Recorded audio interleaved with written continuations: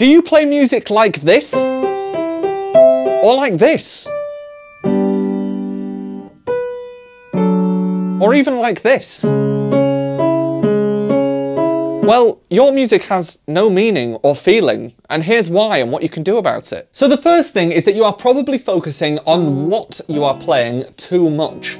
Don't get me wrong, you obviously want to know what you are playing, but that isn't how you should be learning and creating music. Let me give you an example of what I'm talking about. Let's say you are wanting to learn some music and you are going to do that by reading the sheet music.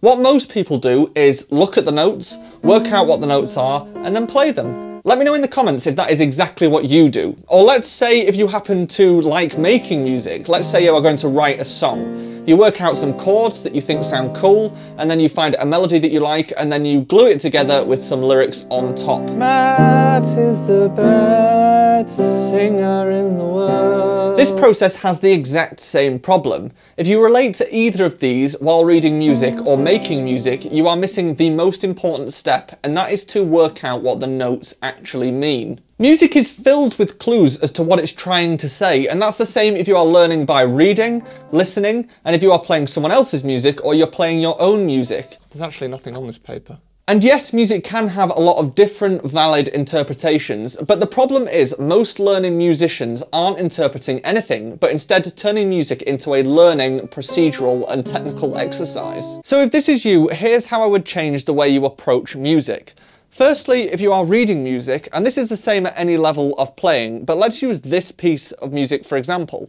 The temptation can be to look at the first note and say, well, that's a C. And then the next note in the right hand, that's an E, and then the next note is a G. Okay, I've got that now, and I'm going to play it. Then you go to the left hand and repeat the same process. However, the first thing you need to look at is what the key is. Well, there are no sharps or flats, so that's C major. What's the speed? Allegro means fairly fast. What's the time signature? Well, it is in common time, which means 4/4, so 4 beats in a bar. And in that first bar, there is a C, an E, and a G, which actually makes a C major chord. And that looks to be the same in both the right hand and the left hand as well. So what does that tell us about how the music feels? Well, before we get into that, if you are getting value from this video, be sure to like the video and consider subscribing for more videos like this one. Thanks! Also, if you are a beginner learning the piano, or you are interested in learning the piano, and you want to get better at sight reading or reading music in general, there are 22 free sight reading exercises available in the description for you to download. The full book includes 420 exercises which go through step by step to give you the proper foundations in sight reading music. So, back to the piece of music. Allegro tells us that it's lively, and the key tells us that it is major, so it's going to be a more joyous or happy piece of music. And the first bar outlines a C major chord, which is the first chord in a C major scale. So that feels safe and secure, and like home, because a C is note 1 in a C major scale, and therefore a C major chord is chord 1 in the scale, and that will feel very stable.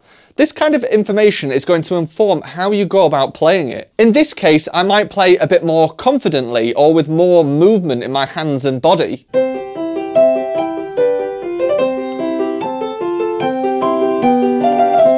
And you can learn all of this about a piece of music before you've even played a single note.